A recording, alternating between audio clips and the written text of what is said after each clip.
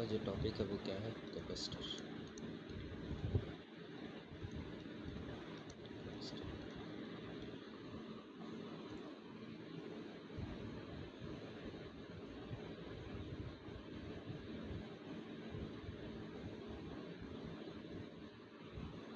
हम लोग का जो टॉपिक है वो क्या है? कैपेसिटर। कैपेसिटर से पहले आपको जानना पड़ेगा थोड़ा सा पोटेंशियल। पोटेंशियल होता क्या है बेसिकली? पोटेंशियल पोटेंशियल आपने शायद आपको थोड़ा बहुत आइडिया होगा पोटेंशियल का। पोटेंशियल होता क्या है कि अगर हम किसी यूनिट पॉजिटिव चार्ज को, किसको, unit positive positive charge, unit positive charge है ना। अगर कोई यूनिट पॉजिटिव चार्ज है, मान लीजिए कि यूनिट पॉजिटिव चार्ज है, मान लीजिए ये कोई हमारा सोर्स चार्ज है ना। सोर्स चार्ज के चारों तरफ अगर हम सोर्स चार्ज के चारों तरफ हमारा क्या होता है? Electric field. क्या होता है? Electric field. सोर्स चार्ज के चारों तरफ हमारा क्या होता है? इलेक्ट्रिक फील्ड है ना। ये इलेक्ट्रिक फील्ड का स्ट्रेंथ जो होता रहता है वो धीरे धीरे इसकी स्ट्रेंथ क्या होती रहती है? कम होती रहती है। इस तरह स्ट्रेंथ कम होती रहती है कि एक सर्टेन रीजन के बाद इलेक्ट्रिक फील्ड की जो वैल्यू होती है वो क्या हो जाती है? एक सर्टेन रीजन के बाद जो इलेक्ट्रिक फील्ड की वैल्यू होती है वो क्या हो जाती है? कम हो जाती है ना। जैसे अगर आप समझना चाहें थोड़ा प्रॉपर डायग्राम बना सकता हूँ। अगर यहाँ पे इलेक्ट्रिक फील्ड को आप समझना चाहें तो ये पॉजिटिव चार्ज से हमको पता है कि इलेक्ट्रिक फील्ड जो होती है वो क्या करती है? ओरिजिनेट करती है और एक सर्टेन रीजन तक ही ये इलेक्ट्रिक फील्ड की स्ट्रेंथ होती है। उसके बाद ये स्ट्रेंथ धीरे धीरे क्या होती जाती है? कम। अगर हम आर की वैल्यू बहुत दूर ले लें, मतलब इन्फिनिटी पे लेने पे हमारा जो इलेक्ट्रिक फील्ड होता है वो जीरो वैल्यू हो जाती है। इलेक्ट्रिक फील्ड की जो वैल्यू होती है वो कितनी हो जाती है? ज़ीरो। मान लीजिए आप ये इलेक्ट्रिक फील्ड, ये क्या है हमारा? इन्फिनिटी मतलब इन्फिनिटी पे जैसे आप पहुँचे इलेक्ट्रिक फील्ड, यहाँ पे इलेक्ट्रिक फील्ड का स्ट्रेंथ जो होगा वो क्या हो जाएगा? कम। तो ये कहता है पोटेंशियल ये कहता है कि अगर मान लीजिए कोई यूनिट पॉजिटिव चार्ज यहाँ पे हम लेके आए, यहाँ पे ये कितना चार्ज है? 1 कूलम। कितना चार्ज है? 1 कूलम। अगर हम बात करें तो इस पर दो फोर्सेस इस पर एक फोर्स लगेंगे आउटर साइड पे। किधर लगेगा? आउटर साइड पे। ये कौन सा फोर्स होगा? Electric force. कौन सा फोर्स? इलेक्ट्रिक फोर्स है ना। और अंदर के साइड पे हमारा कौन सा फोर्स लगेगा? अगर हम इसको अंदर की तरफ ले आ रहे हैं तो हम एफ एक्सटर्नल लगाएंगे। कौन सा फोर्स? F external. अब अगर हम बात करें तो एफ एक्सटर्नल की वजह से, मतलब ये जो पोटेंशियल होता है बेसिकली वो यूनिट पॉजिटिव चार्ज को इन्फिनिटी से इलेक्ट्रिक फील्ड के अंदर किसी पॉइंट तक लाने में जो हमको वर्क करना पड़ता है वो वर्क ही क्या कहलाता है? उस पर्टिकुलर पॉइंट का पोटेंशियल। जैसे आप समझिए कि अगर ये चार्ज यूनिट पॉजिटिव चार्ज, इस चार्ज पर इलेक्ट्रिक फोर्स बाहर की तरफ लग रहा है, इसका मतलब अगर हमको इन्फिनिटी से उस चार्ज को अंदर ले आना है तो उसके अपोजिशन में कुछ ना कुछ फोर्स एक्सर्ट करना पड़ेगा। और जहाँ भी फोर्स, अगर हमको फोर्स लगाना पड़े और किसी बॉडी में अगर डिस्प्लेसमेंट हो तो वहाँ पे क्या होता है? वर्क। आपको शायद पता हो। तो अगर ये वर्क होता है, क्योंकि वर्क का formula basically work equal to क्या होता है? फोर्स इंटू क्या चीज़? डिस्प्लेसमेंट। क्या होता? फोर्स इंटू क्या चीज़? डिस्प्लेसमेंट। आप समझिए कि अगर हमको उस पार्टिकल को डिस्प्लेसमेंट, अगर हमको उस चार्ज पार्टिकल को इन्फिनिटी से किसी पर्टिकुलर पॉइंट तक लाना है तो हमको फोर्स एक्सर्ट करना पड़ेगा और क्या चीज़? उसमें डिस्प्लेसमेंट होगा। तो ये हमारा क्या होगा? कुछ ना कुछ हमको वर्क डन क्या होगा? गेन होगा, है ना। वही वर्क डन उस पर्टिकुलर पॉइंट का हमारा क्या कहलाता? पोटेंशियल। क्या कहलाता? पोटेंशियल, है ना। पोटेंशियल का डायरेक्ट फार्मूला आपने पढ़ा होगा, V इक्वल टू क्या होता है? समथिंग W अपॉन क्या चीज़? Q। W अपॉन क्या चीज़? Q। इसी को बोलते हैं क्या? Work done. अगर इसके यूनिट की बात करें तो जूल पर कूलम, मतलब पर यूनिट चार्ज को लाने में जितना हमको वर्क करना पड़ा वही उस पर्टिकुलर पॉइंट का क्या कहलाता? पोटेंशियल, है ना। इसमें एक चीज़ मेंशन करने का है कि पोटेंशियल बेसिकली तभी होता है जब ये चार्ज कैसा हो? Unit positive charge. कैसा हो? Unit positive charge. ठीक है, ठीक। अभी आपको शायद समझ आ गया होगा कि थोड़ा बहुत बेसिक आइडिया हुआ होगा पोटेंशियल के बारे में। पोटेंशियल पोटेंशियल को समझने के लिए अब पोटेंशियल आपको थोड़ा बहुत आइडिया होगा, इससे थोड़ा सा रिलेटेड एक कंसेप्ट को और पढ़ते हैं। मान लीजिए इससे रिलेटेड थोड़ा और एक कंसेप्ट को पढ़ते हैं हम लोग, है ना। इसको इरेज करते हैं।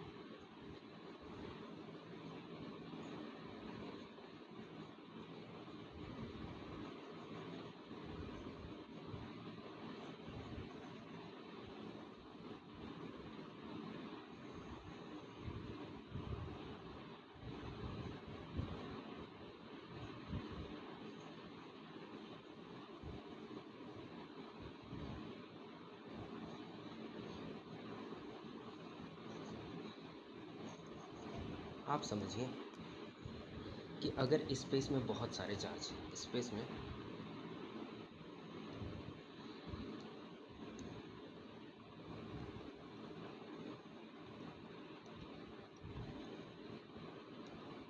में मान लीजिए बहुत सारे चार्ज बिखरे पड़े हैं। यहाँ पे एक चार्ज है, वो कौन है? Q1। यहाँ पे कोई दूसरा चार्ज है, वो कौन है? Q2। यहाँ पे कोई तीसरा चार्ज है, वो कौन है? Q3।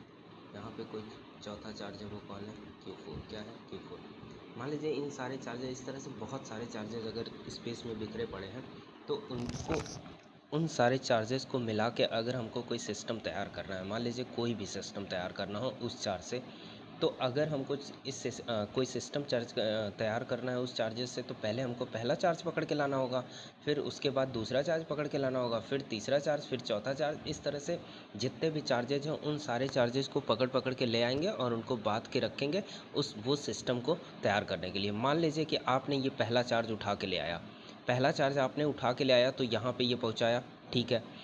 यहाँ पे ऑलरेडी कोई चार्ज प्रेजेंट नहीं था, मतलब यहाँ पे कोई इलेक्ट्रिक फील्ड नहीं मौजूद था। अब आप सोचिए कि अगर ये इस चार्ज को मैंने यहाँ ले आके रख दिया, तो अब दूसरे चार्ज को जब Q2 को पकड़ के ले आएंगे, तो Q2 को पकड़ के लाने के लिए इसके चारों तरफ तो इलेक्ट्रिक फील्ड अब प्रेजेंट हो गया। जब इस चार्ज को हम पकड़ के यहाँ लेके आएंगे, तो हमको कुछ ना कुछ वर्क करना पड़ेगा। अब इसके बगल में हमने मान लीजिए रख दिया यहाँ पे कौन सा चार्ज? Q2। क्या लग गया? Q2। इस तरह से अब हमको कुछ ना कुछ वर्क करना पड़ा, मतलब इस सिस्टम की कुछ ना कुछ पोटेंशियल एनर्जी हुई, ठीक है। अगर अब हम तीसरे चार्ज को ले आएंगे, तो तीसरे चार्ज को भी हम धीरे से यहाँ जब इसके बगल में ले आएंगे, तो वर्क हमको थोड़ा और ज़्यादा करना पड़ेगा, और वर्क अगर हमको और ज़्यादा करना पड़ेगा तो इसका पोटेंशियल और ज़्यादा बढ़ जाएगा। इस तरह चौथे चार्ज को जब पकड़ के आप ले आओगे, तो भी कुछ ना कुछ वर्क करना पड़ेगा। इस तरह से ये हुआ कि जैसे जैसे किसी बॉडी पे चार्ज की वैल्यू बढ़ती जाती है, उसका पोटेंशियल वैसे वैसे ही क्या करता जाता है? राइज करता जाता है। एक कंसेप्ट हमने यहाँ पे सीखा, बेसिकली यहाँ पे दो कंसेप्ट हमने सीखे। पहला क्या? पोटेंशियल क्या होता है? पोटेंशियल ये होता है कि यूनिट पॉजिटिव चार्ज को इन्फिनिटी से इलेक्ट्रिक फील्ड के अंदर किसी पर्टिकुलर पॉइंट तक लाने में जो हमको वर्क करना पड़ा, वही उस पॉइंट का क्या कहलाएगा? पोटेंशियल, ठीक है। ठीक। दूसरा कंसेप्ट ये पड़ा कि किसी भी बॉडी पे चार्ज की वैल्यू जैसे जैसे बढ़ती जाती है, उसका पोटेंशियल वैसे वैसे क्या करता जाता है? राइज करता जाता।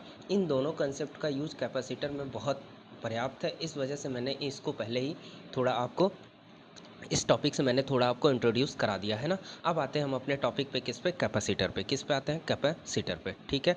ठीक है, इसको इरेज करते हैं हम लोग, इसको इरेज करते हैं।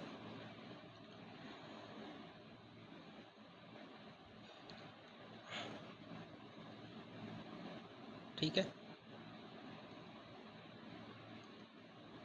हाँ, अब आते हैं हम लोग कैपेसिटर पे। कैपेसिटर बेसिकली एक तरह का डिवाइस है। क्या है? एक तरह का क्या करता है? एक तरह का ये क्या है? कैपेसिटर बेसिकली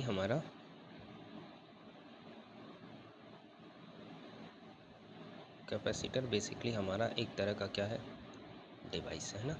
ये डिवाइस इस तरह से है, ये एनर्जी को क्या करता है? स्टोर करता है। क्या करता?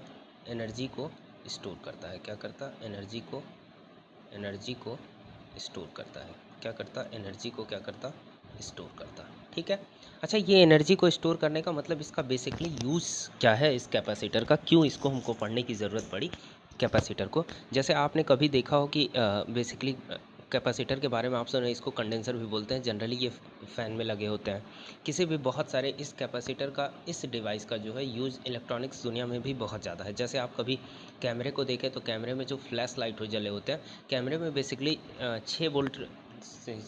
6 वोल्ट की बैटरी लगी होती है, उसी से वो कैमरा चलते हैं, लेकिन उसके फ्लैश के लिए बहुत ज़्यादा एनर्जी की ज़रूरत होती है।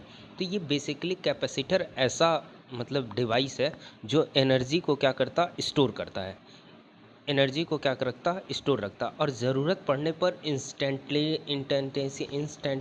वो क्या करता है, बहुत ज़्यादा एनर्जी को प्रोवाइड करा देता है। ये जस्ट तुरंत मतलब थोड़े ही टाइम में वो बहुत ज़्यादा एनर्जी को ही क्या कर देता, डिलीवर कर देता। लेकिन उसको चार्ज होने में मतलब स्टोर करने में जो एनर्जी को टाइम लगता है वो थोड़ा ज़्यादा लगता है, लेकिन ये जब डिलीवर करना होता है उस एनर्जी को, तो बहुत तेज़ी से उस एनर्जी को क्या कर देता, डिलीवर कर देता है ना। तो ये बहुत यूज़फुल डिवाइस है। आप जनरली कभी देखे हो अगर तो बहुत सारे फ़ैन में होते हैं। कभी कभी फ़ैन अगर ख़राब हो आपके, तो कभी कभी ऐसा होता है कि आप स्विच को ऑन करते हैं तो फ़ैन प्रॉपर चलता नहीं है। लेकिन अगर आप उस फ़ैन के ब्लेड को अगर आप क्या कर दो, थोड़ा सा पुश कर दो, तो वो बेसिकली फ़ैन चलने लगता है। तो वो इंस्टेंट एनर्जी आपने प्रोवाइड किया, तो वो उसके बाद वो रोटेट करने लगता है। सही है, ठीक है। अगर आप कभी कभी गांव में देखे हो तो गांव में होते हैं बेसिकली इंजन, जो इंजन होते हैं या जनरेटर देखे हो आप कभी, तो उसमें पीछे हैंडल होते हैं। हैंडल से हम बेसिकली क्या करते हैं, एनर्जी को प्रोवाइड कराते हैं, और उसके बाद वो खुद से रोटेट करने लगता है। मतलब वो एनर्जी वो अपने स्पीड से फिर से वो चलने लगता है ना। तो ये एनर्जी स्टोर करता है। जो कैपेसिटर होता है वो बेसिकली एनर्जी को स्टोर करता है किस फॉर्म में, इन द फॉर्म ऑफ किसके, इलेक्ट्रिक फील्ड। किस फील्ड में, इलेक्ट्रिक फील्ड। इलेक्ट्रिक फील्ड के फॉर्म में ये एनर्जी को क्या करता, स्टोर करता है। क्या करता, इलेक्ट्रिक फील्ड के फॉर्म में ये एनर्जी को स्टोर करता है। ठीक है, इन द फॉर्म ऑफ किसके, इलेक्ट्रिक फील्ड। ठीक है, अच्छा। दूसरे प्रॉपर्टी इसकी खास ये है कि it provide it provide it provide instant energy. कैसी एनर्जी ये देता है, इंस्टेंट।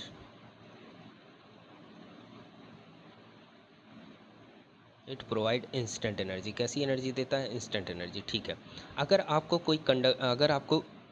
कोई कैपेसिटर बनानी है, तो एक अच्छा कैपेसिटर तब माना जाएगा। कैपेसिटर का मतलब कि एनर्जी को स्टोर करने का कोई डिवाइस है ना। किस फॉर्म में, इलेक्ट्रिक फील्ड के फॉर्म में।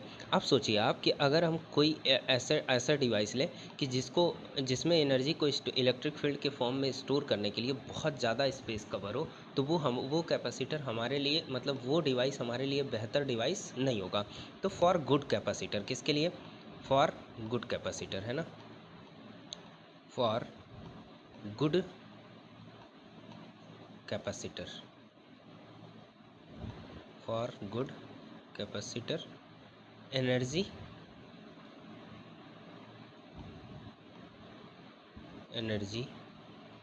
Stored in confined region. कहाँ होनी चाहिए, स्टोर्ड इन कन्फाइंड रीजन। जो एनर्जी स्टोर होना चाहिए वो कहाँ होना चाहिए, कन्फाइंड रीजन में। जैसे आप समझिए अभी, अच्छा आप सोचो कि कैपेसिटर बेसिकली अभी हमने देखा कि कैपेसिटर कुछ और नहीं है। कैपेसिटर एक डिवाइस है जो एनर्जी को क्या करता, स्टोर करता है। किस फॉर्म में, इलेक्ट्रिक फील्ड के फॉर्म में, है ना। अच्छा, ये ऐसा है डिवाइस कि जो इंस्टेंट एनर्जी को क्या करता, प्रोवाइड कराता है। मान लीजिए उसको बस स्टार्टअप के लिए वो एनर्जी को तुरंत दे देता है। जैसे आप कभी देखो कि अगर कैमरे में होता है तो कैमरे में फ्लैश वो लगभग 330 वोल्ट की ज़रूरत उसको पड़ती है उस फ्लैश को जलने के लिए, जो कि उसमें कैमरे में अगर आपको पता हो तो 6 वोल्ट की ही बैटरी होती है जो उससे वर्क करता है। लेकिन उसको जो एनर्जी है वो फ्लैश जलाने के लिए, उस फ्लैश को जलाने के लिए जो 330 वोल्ट की एनर्जी की ज़रूरत पड़ी, वो मिलेगा कहाँ से, वो बेसिकली मिलता कहाँ से, कैपेसिटर से। कहाँ से मिलेगा, कैपेसिटर से। आप सोचो तो एक अच्छा कैपेसिटर ये होता है कि मतलब जो एनर्जी स्टोर करे एक कन्फाइंड रीजन में स्टोर करना चाहिए। इसका ये मतलब नहीं कि आप सोच लीजिए यहाँ से लेके बड़ा सा एक बहुत बड़ा सा अगर आप एक डिवाइस तैयार कर दो जो एनर्जी क्या करता है, स्टोर करता है। अभी थोड़ी देर बाद हम लोग देखेंगे कि कैसे मतलब आप इस चीज़ को समझ सकते हो कि कन्फाइंड रीजन बेसिकली क्या मतलब है ना।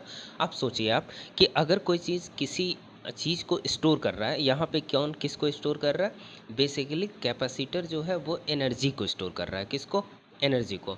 अब आप सोचिए कि अगर कोई चीज़ किसी को स्टोर करता है तो उसके लिए हम बात करते हैं कैपेसिटी की। किसकी बात करते हैं? कैपेसिटी की, कि मतलब उसके पास कितना कैपेसिटी है।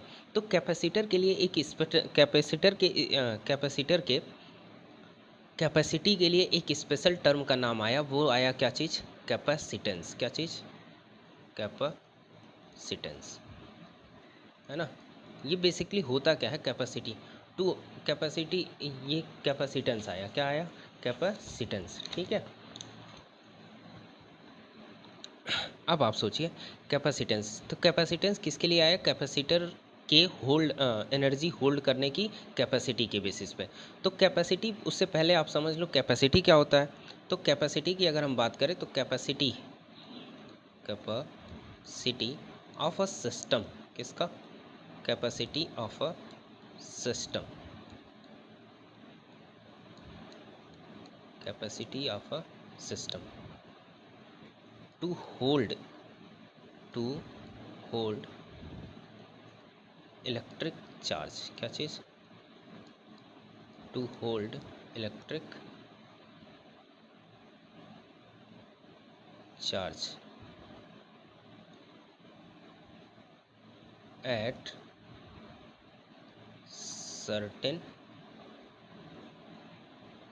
Certain voltage. कहाँ पे? एट सर्टेन वोल्टेज, है ना। At certain voltage, capacity of a system to hold electric charge at certain, कहाँ पे? वोल्टेज, है ना। सर्टेन वोल्टेज पर जो इलेक्ट्रिक चार्ज को स्टोर करने की कैपेसिटी होती है उसी को उसको क्या बोलते हैं? कैपेसिटेंस, है, कैपेसिटी, है ना। अच्छा, अगर आप थोड़ा सा, आप इसको हम हटा रहे हैं, इरेज कर रहे हैं, आप थोड़ा सा समझने की कोशिश करते हैं आगे।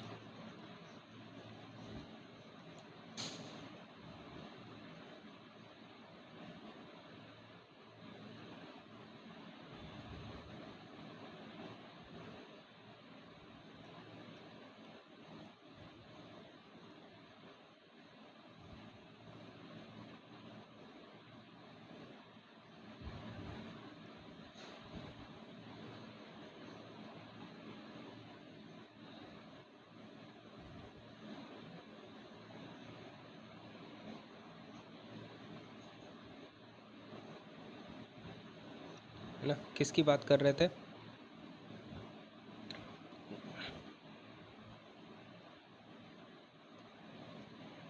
किसकी बात कर रहे थे हम?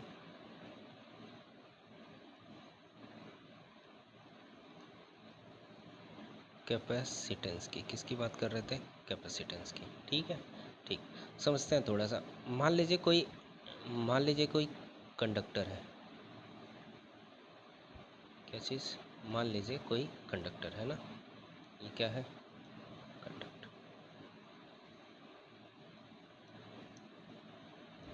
मान लीजिए कोई कंडक्टर है ना, ठीक है।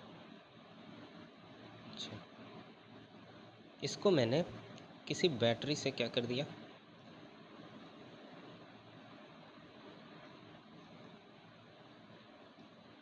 इसको मैंने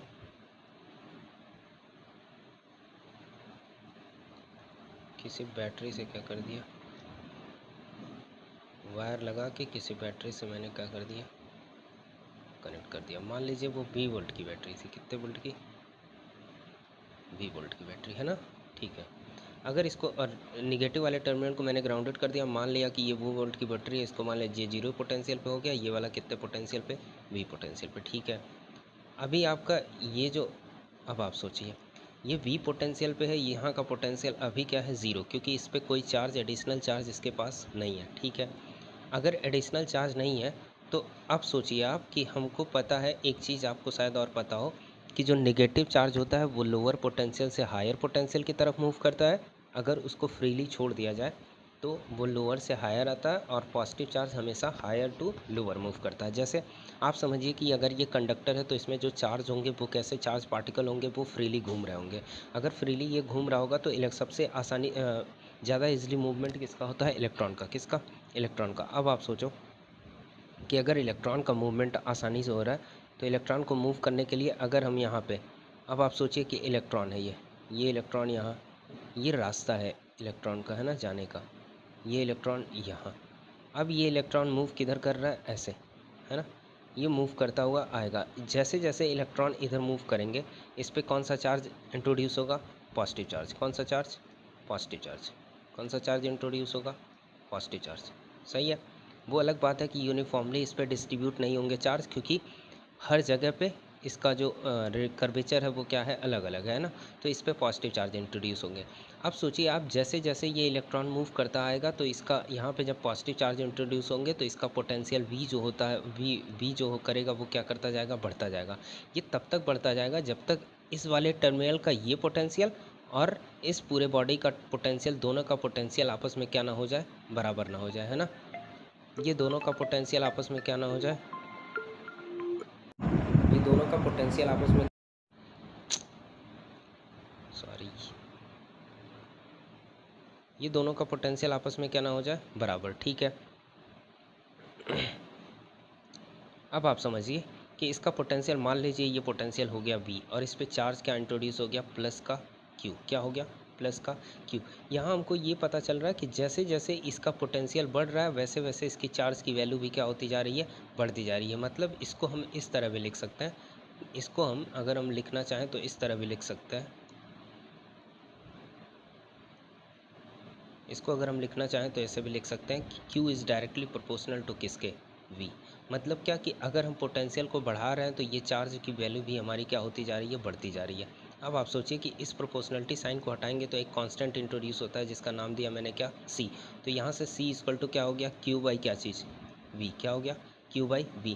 ये जो C है हमारा वो कुछ और नहीं है, यही क्या कहलाता है, C जो कहलाता है वो क्या कहलाता है, कैपेसिटेंस। क्या कहलाता, कैपेसिटेंस, कैपेसिटेंस, कैपेसिटेंस, है ना।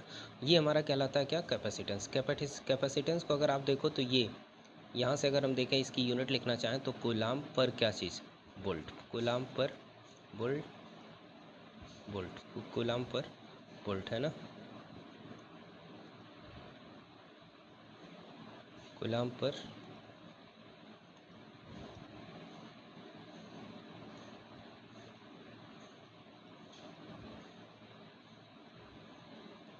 कूलाम पर वोल्ट। यहाँ से हमको ये पता चल रहा है कि कैपेसिटेंस को अगर हम डिफ़ाइन करना चाहें तो कैपेसिटेंस कुछ और नहीं, कैसे डिफ़ाइन हो सकता है, कैपेसिटी। अब यहाँ से हमको पता चल रहा है कि पर वोल्ट पर जितना कूलाम ये चार्ज को स्टोर करेगा वही उसकी क्या कहलाती है, कैपेसिटेंस। क्या कहलाती है, कैपेसिटेंस। तो क्या ये कैपेसिटेंस को हम जनरल लिख सकते हैं, कैपेसिटी। कैपेसिटेंस भी एक तरह का क्या होता है, capacity. Capacity to hold the charge, to hold the charge per unit volt, per unit voltage, है ना। पर यूनिट वोल्टेज पर जितने चार्ज को होल्ड करने की कैपेसिटी होती है वही उसका क्या कहलाता है, कैपेसिटेंस। क्या कहलाता है, कैपेसिटेंस। ठीक बात है, ठीक है।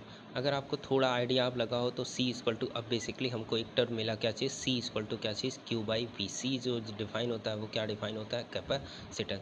तो अभी तक हमने ये पढ़ा कि कैपेसिटर बेसिकली क्या होता है, एक डिवाइस है जो क्या करता है, एनर्जी को स्टोर करता है। किस फॉर्म में, इलेक्ट्रिक फील्ड के फॉर्म में।